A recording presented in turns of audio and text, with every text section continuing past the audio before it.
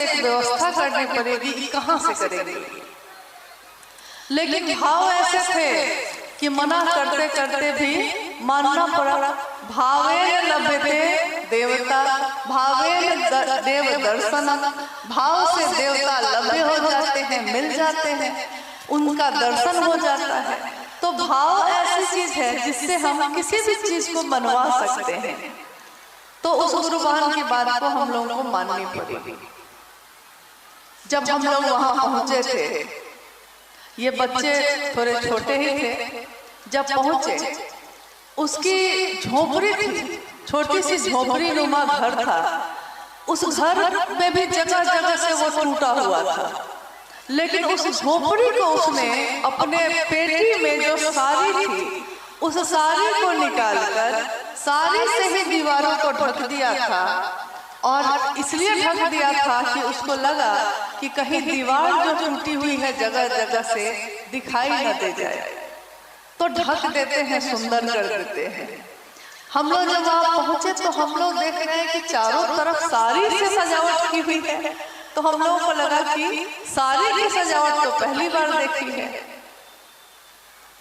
तो उस गुरुवान ने कहा, दीदी मेरा घर टूटा फूटा है और साहब का संदेश लेकर ही तो आप आए हैं। साहब ही आए मेरे लिए, तो मेरे साहब जब आए तो मेरा ये छोटा सा घर, ये छोटी सी कुटिया उनके योग्य बन सके, इसके लिए मेरे पास जो था मैंने उससे सजा दिया। देखिए, लोग कहते हैं शिव का शिष्य बनकर हम लोगों ने क्या पाया, शिव के शिष्यता ने हम लोगों को क्या दिया। शिव के शिष्यता ने हमारे अंदर सोए हुए इंसान को जगा दिया। इंसान का मानवीय गुण होता है, किसी भी इंसान का मानवीय यानी एक मानव का गुण ये होता है कि वो प्रेम करता है, सहानुभूति करता है, स्नेह करता है, ममता रखता है। मानव का गुण नफरत करना नहीं होता, मानव का गुण जलन और ईर्ष्या करना नहीं है, ये मानव का गुण नहीं है। इसीलिए इसको तामसिक गुण कहा गया। लोग कहते हैं कि ये राक्षस का गुण है। राक्षस मतलब आदमी नहीं, शरीर नहीं, उसका मन जो दूसरों से नफरत करता है, जो दूसरों को पीड़ा पहुंचाकर खुद खुश होता है, सुखी होता है, वो इंसान नहीं होता।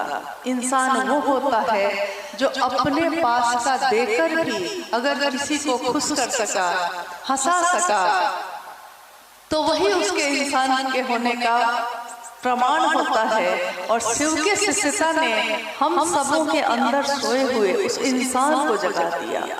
जिस दिन हम लोगों ने अपने नाम की घोषणा की, साहब कहते हैं कि याद कीजिए उस दिन को जिस दिन हमने और आपने शिव को अपना गुरु बनाया था।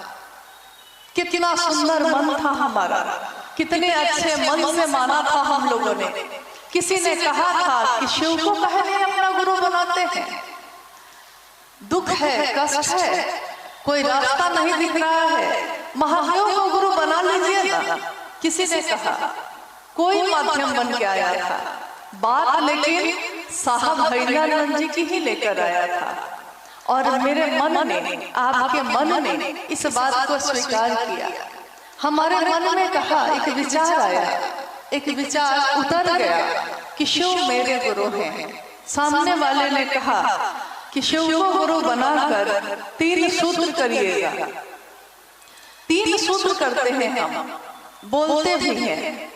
क्या है ये 3 सूत्र? लगातार अभी चर्चा में 3 सूत्र पे बात हो रही थी। मेरी अनुभूति है कि तीनों सूत्र अपने गुरु शिव को दक्षिणा देने का सबसे सुंदर साधन है। क्योंकि अपने गुरु को शरीर नहीं है, शिव को शरीर में दिखाई नहीं देते हैं वो, तो हम अगर उनको कुछ देना भी चाहें तो क्या दे सकते हैं? जल देते हैं उन्हीं का है, फूल देते हैं उन्हीं का है, फल चढ़ाते हैं उन्हीं का है, बेलपत्र चढ़ाते हैं उन्हीं का है। हमने नहीं पैदा किया है, उन्हीं ने पैदा किया। तेरा तुझको अर्पण क्या लागे मेरा, मेरा तो कुछ भी नहीं है उसमें। लेकिन एक इंसान होने के नाते उस महादेव ने हमको जीवन दिया है, सांसें दी है, सांस चलती है। कोई मेरा आपका कितना भी अपना हो, लेकिन मेरी सांस को एक सांस भी वो नहीं बढ़ा सकता मेरी। जब तक वो शिव नहीं चाहे मेरी सांस नहीं बढ़ेगी। जितना तय है, जितनी चाबी भरी गई है उतना ही चलेगा। यानी ईश्वर के सिवा, शिव के सिवा हमारा आपका अपना यहाँ कोई नहीं है। दिखते सब हैं लेकिन होते बहुत कम, नहीं के बराबर। पहला सूत्र में जब हम कहते हैं हे शिव, हे शिव, हमको आपको क्या आता है? न तो बहुत अच्छा पढ़े हैं, न तो बहुत अमीर है, न तो बहुत बड़ा मंत्र जपने वाले हैं, ज्ञानी भी नहीं है। हमेशा याद कीजिए, साहब ने कहा कि ये शिव गुरु का मंच है। इस मंच से शिव की बात होती है, गुरु की बात होती है। लेकिन याद रखिएगा, यहाँ कोई प्रवचन करता नहीं आया है। प्रवचन करता का अर्थ होता है कि दूसरे की लिखी हुई, बोली हुई बात को प्रस्तुत करना। तो साहब ने कहा हमेशा कि शिव की चर्चा प्रवचन नहीं है, सत्संग नहीं है। ये जागरण की अनुपम विधा है, जागरण की। हर व्यक्ति के दिल में वो शिव जाग जाए। तो जिस क्षण हमने शिव को अपना गुरु बनाया, हमने घोषणा की। अभी जो आप बार बार कोई चीज अच्छी लग रही थी तो आप कह रहे थे जागा जागा महादेव, हर बात में कह रहे थे जागा जागा महादेव। यानी मन को छूता है तो याद शिव आते हैं।